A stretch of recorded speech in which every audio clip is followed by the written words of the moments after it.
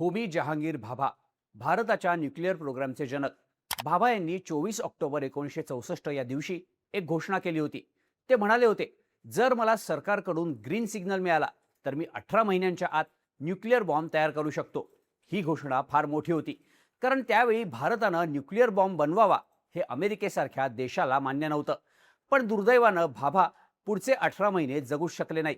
24 जानेवारी 1966ला त्यांचा एका विमान अपघातात गूढरित्या मृत्यू झाला. धक्कादायक म्हणजे त्यांच्या मृत्यूच्या फक्त 13 दिवस आधी भारताचे पंतप्रधान लाल बहादूर शास्त्री यांचाही ताश्कंद इथं गूढरित्या मृत्यू झाला होता. या एका पाठोपाठ एक घटनांनी अख्ख्या देशाला हादरवलं होतं.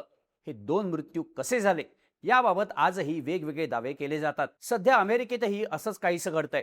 अमेरिकेत अलीकडच्या काळात तब्बल 10 शास्त्रज्ञ एकतर गायब झालेत किंवा त्यांचा मृत्यू झालाय. ही घटना एवढी महत्त्वाची आहे कारण हे शास्त्रज्ञ अमेरिकेच्या न्यूक्लिअर प्रोग्रामशी आणि स्पेस रिसर्चशी संबंधित होते. सध्या सोशल मीडियावर हा विषय प्रचंड चर्चेत आलाय. एवढंच नाही तर स्वतः अमेरिकेचे राष्ट्राध्यक्ष डोनाल्ड ट्रम्प आणि व्हाईट हाऊसनंही यावर प्रतिक्रिया दिली आहे. हा विषय नेमका आहे काय? अमेरिकेच्या 10 शास्त्रज्ञांसोबत नक्की काय घडलं? ते गायब कसे झाले? त्यांचा मृत्यू कसा झाला? अमेरिकन सरकारचं यावरती काय म्हणणं आहे? सगळा विषय समजून घेऊयात या व्हिडिओमधून. नमस्कार, मी शार्दूल आणि तुम्ही बघताय बोल व्हिडिओ. कॅरोलिन लेविट, व्हाईट हाऊसच्या प्रेस सचिव. बुधवारी 15 एप्रिलला एका प्रेस ब्रीफिंग दरम्यान त्यांना पहिल्यांदा या 10 शास्त्रज्ञांसोबत जे घडलं त्याबद्दल प्रश्न विचारण्यात आला. यावर उत्तर देताना लेविट म्हणाल्या, मी अजून तपास यंत्रणांची चर्चा केलेली नाही. मी आधीच चर्चा करेन, त्यानंतर तुम्हाला माहिती देईन. जर या घटना खऱ्या असतील तर सरकार याची नक्कीच चौकशी करेल. आता लेविट यांनी हे उत्तर दिलं खरं, पण अनेकांना त्यांचं उत्तर पटलं नाही. आरोप झाला की सरकार एकतर या घटनांना गांभीर्यानं घेत नाहीये किंवा या घटना लपवण्याचा प्रयत्न करते. हळूहळू हे प्रकरण मोठं व्हायला लागलं. त्यामुळे यावर शेवटी अमेरिकेचे राष्ट्राध्यक्ष डोनाल्ड ट्रम्प यांना प्रतिक्रिया द्यावी लागली. ट्रम्प याबाबत गुरुवारी पत्रकारांशी बोलले. ते म्हणाले, मी नुकतीच या विषयावर एक बैठक घेतली. ही घटना अत्यंत गंभीर आहे. मला आशा आहे की हा एक फक्त योगायोग असेल, पण पुढच्या 1.5 आठवड्यात आपल्याला खरं काय ते कळेल.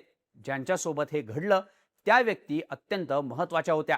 डोनाल्ड ट्रम्प यांनी अमेरिकेच्या तपास यंत्रणांना या सर्व घटनांची चौकशी करण्याचे आदेश दिले. पण ह्या घटना नेमक्या आहेत काय? अमेरिकेच्या 10 शास्त्रज्ञांसोबत नक्की काय घडलं ते सविस्तर बघूया. या घटनांना सुरुवात झाली जुलै 2023 पासून. मायकल डेव्हिड हिग्स हे नासाच्या जेट प्रोपल्शन लॅबोरेटरीमध्ये रिसर्च सायंटिस्ट म्हणून काम करत होते. टाइम्स नाऊच्या रिपोर्टनुसार हिग्स यांनी डार्ट या ॲस्ट्रॉइड डिफेन्स प्रोजेक्टवर काम केलं होतं. तसंच त्यांनी 80 पेक्षा जास्त सायंटिफिक पेपर्स पब्लिश केले होते. त्यांनी 1998 ते 2022 असे तब्बल 24 वर्ष नासासोबत काम केलं होतं. पण जुलै 2023 मध्ये त्यांचा अचानक मृत्यू झाला. त्यांच्या मृत्यूचं कारण अजूनही समोर आलेलं नाही. दुसरे शास्त्रज्ञ फ्रँक मायवाल्ड, हिग्स प्रमाणे हे सुद्धा नासाच्या जेट प्रोपल्शन लॅबोरेटरीमध्येच काम करत होते. ते नासाचे वरिष्ठ सायंटिस्ट होते. फ्रँक हे अंतराळाशी संबंधित रिसर्च प्रोजेक्टवर काम करायचे. पृथ्वीप्रमाणेच दुसऱ्या ग्रहांवर सुद्धा जीवसृष्टी आहे का याचा शोध घेण्याचं काम त्यांच्याकडे होतं. रिपोर्ट्सनुसार फ्रँक यांनी एक महत्त्वाचा शोधही लावला होता. त्यांचा शोध भविष्यातल्या स्पेस मिशनसाठी अत्यंत उपयोगी मानला जात होता. पण या शोधानंतर फक्त 13 महिन्यांनी म्हणजेच जुलै 2024 मध्ये त्यांचा गूढ मृत्यू झाला. त्यांच्या मृत्यूचं कारणही अजून समोर आलं नाहीये. धक्कादायक म्हणजे त्यांच्या मृतदेहाचं पोस्टमॉर्टमही झालं नाही असं सांगण्यात येत आहे. तिसरे शास्त्रज्ञ अँथनी चावेज, ते अमेरिकेच्या लॉस अलामोस नॅशनल लॅबोरेटरीमध्ये काम करत होते. पण ते मे 2025 मध्ये अचानक गायब झाले. लॉस अलामोस ही अमेरिकेची अत्यंत हाय सिक्युरिटी न्यूक्लिअर लॅब आहे. तिची स्थापना दुसऱ्या महायुद्धानंतर झाली होती. तेव्हापासून ही लॅब न्यूक्लिअर रिसर्चसाठी जगभरात प्रसिद्ध आहे. चावेज हे अशा संस्थेत काम करत असल्यामुळं त्यांचं अचानक गायब होणं महत्त्वाचं ठरतं. चावेज ज्या दिवशी गायब झाले तेव्हा ते घराबाहेर फेरफटका मारायला गेले होते. घरातून बाहेर पडताना त्यांनी आपली कार घरासमोरच लॉक लावून पार्क केली होती. त्यांनी त्यांच्यासोबत पाकिट, चाव्या किंवा इतर कोणत्याही वस्तू नेल्या नव्हत्या. या सगळ्या वस्तू त्यांच्या घरातच आढळून आल्या. चावेज यांचा अजूनही शोध लागलेला नाही. त्यांच्या कुटुंबियांच्या मते त्यांचं अशा प्रकारे गायब होणं हे त्यांच्या स्वभावाच्या अगदी उलट आहे, कारण ते कधीही कोणाला न सांगता घराबाहेर पडत नव्हते. पुढच्या सायंटिस्ट आहेत मेलिसा कासियास. चावेज यांच्याप्रमाणे त्या सुद्धा लॉस अलामोस नॅशनल लॅबोरेटरीमध्ये काम करायच्या. त्या तिथं ॲडमिनिस्ट्रेटिव्ह असिस्टंट म्हणून कामाला होत्या. कासियास यांना लॅबमध्ये आतपर्यंत ॲक्सेस होता. असं म्हणतात.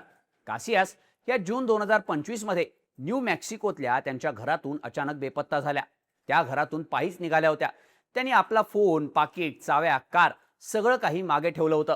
त्या गायब झाल्यानंतर त्यांचा फोन घरातून सापडला. पण धक्कादायक गोष्ट म्हणजे तो रिसेट करण्यात आला होता. याचा अर्थ त्यांच्या फोनमधला सगळा डेटा पुसून टाकण्यात आला होता. कासियास या तेव्हापासून कोणालाही दिसलेल्या नाहीत. त्या कुठे गायब झाल्या हे गूढ आजही कायम आहे. यानंतरचं नाव आहे मोनिका रझा यांचं. त्या सुद्धा नासाच्या जेट प्रॉपल्शन लॅबोरेटरीमध्ये काम करायच्या. त्या नवे मटेरियल्स आणि धातूंवरती काम करणाऱ्या टीमच्या चीफ होत्या. मोनिका ह्या मोंडालाय नावाच्या एका विशिष्ट धातूवर काम करत होत्या. हा धातू रॉकेट इंजिनमध्ये वापरण्यासाठी तयार करण्यात आला होता. तो भविष्यातल्या स्पेस टेक्नॉलॉजीसाठी अत्यंत महत्त्वाचा होता. मोनिका या 22 जून 2025 या दिवशी अखेरच्या दिसल्या होत्या. त्या त्यांच्या 2 मित्रांसोबत हायकिंग करत होत्या. त्यानंतर त्या गायब झाल्या, ज्या अजूनही सापडलेल्या नाही. यानंतरच्या शास्त्रज्ञांचं नाव येतं स्टीवन गार्सिया. ते सरकारी कॉन्ट्रॅक्टर होते जे कॅन्सस सिटी नॅशनल सिक्युरिटी कॅम्पसमध्ये काम करायचे. या ठिकाणी न्यूक्लिअर वेपनशी संबंधित नॉन न्यूक्लिअर पार्ट्स बनवले जातात. त्यामुळे या ठिकाणी काम करणाऱ्या लोकांना सुरक्षेच्या दृष्टीनं अत्यंत महत्त्वाचं मानलं जातं. गार्सिया हे 28 ऑगस्ट 2025 या दिवशी न्यू मेक्सिकोतल्या त्यांच्या घरातून अचानक गायब झाले. इथं लक्षात घेण्यासारखी गोष्ट म्हणजे गार्सिया हे सुद्धा बेपत्ता झालेल्या इतर लोकांप्रमाणेच त्यांचा फोन, पाकिट आणि चाव्या घरातच सोडून गेले होते. त्यांनी त्यांच्यासोबत एका पिस्तुलाशिवाय काहीही नेलं नव्हतं. त्या दिवसापासून गार्सिया यांना कोणीही पाहिलेलं नाही. पोलिसांना अजूनही त्यांचा शोध घेता आलेला नाही. गार्सिया हे अत्यंत संवेदनशील ठिकाणी काम करायचे. त्यामुळे त्यांचं अशा प्रकारे गायब होणं ही घटना महत्त्वाची मानली जाते. पुढचे शास्त्रज्ञ आहेत जेसन थॉमस. ते नोवार्टिस या फार्मा कंपनीत शास्त्रज्ञ होते. गेल्या वर्षी 13 डिसेंबरला ते अचानक बेपत्ता झाले. पोलिसांनी त्यांचा शोध घेण्यासाठी मोठी मोहीम हाती घेतली होती. श्वान पथकं आणि ड्रोन्सचा वापर करून त्यांचा शोध घेण्यात आला, पण ते सापडले नाहीत. शेवटी यावर्षी 17 मार्चला त्यांचा अमेरिकेतल्या मॅसॅच्युसेट्स इथल्या एका तलावात मृतदेह आढळून आला. तब्बल 3 महिने बेपत्ता राहिल्यानंतर अशा प्रकारे मृतदेह आढळल्यामुळे ही घटना अत्यंत गूढ मानली जाते. पोलिसांनी तपासात म्हटलंय की या घटनेमागे कोणताही कट किंवा घातपाताचा पुरावा मिळाला नाही, पण एका शास्त्रज्ञांचा असा मृत्यू झाल्यानं अनेक शंका उपस्थित होत आहेत. मग येतात नुनो लुरेरो. ते एक न्यूक्लिअर सायंटिस्ट होते. ते प्रामुख्यानं न्यूक्लिअर फ्युजनवर काम करत होते. सोबतच ते MIT मध्ये न्यूक्लिअर सायन्स, इंजिनिअरिंग आणि फिजिक्सचे प्रोफेसर सुद्धा होते. रिपोर्ट्सनुसार नुनो यांची गेल्या वर्षी डिसेंबर महिन्यात त्यांच्याच राहत्या घरी गोळ्या घालून हत्या करण्यात आली. पोलिसांच्या म्हणण्यानुसार त्यांची हत्या ज्या व्यक्तीनं केली तिनं नंतर स्वतःलाही संपवून टाकलं. तपास यंत्रणांचं म्हणणं आहे की नुनो यांचं काम एवढं संवेदनशील होतं की कोणीतरी कट रचून त्यांची हत्या केल्याची शक्यता आहे, पण अजूनही याबाबत ठोस पुरावे मिळालेले नाहीत. कार्ल ग्लिलमेयर हे एक खगोलशास्त्रज्ञ होते. ते सुद्धा नासामध्ये काम करायचे. टाइम्स ऑफ इंडियाच्या रिपोर्टनुसार यावर्षी फेब्रुवारी महिन्यात त्यांची त्यांच्या राहत्या घरी गोळ्या घालून हत्या करण्यात आली. ग्रिलमेयर हे ज्या प्रोजेक्टवर काम करत होते ते काम अत्यंत संवेदनशील होतं. त्यामुळे त्यांच्या हत्येचा संबंधही इतर शास्त्रज्ञांसोबत घडलेल्या घटनांशी जोडला जातोय. आता या सगळ्यांमध्ये सगळ्यात प्रसिद्ध घटना आहे ती म्हणजे विल्यम नील मॅककॅस्लँड यांच्याबाबतची. विल्यम हे अलीकडेच म्हणजे फेब्रुवारी महिन्यात बेपत्ता झाले. ते पेंटागॉनमध्ये स्पेस रिसर्चच्या क्षेत्रात काम करत होते.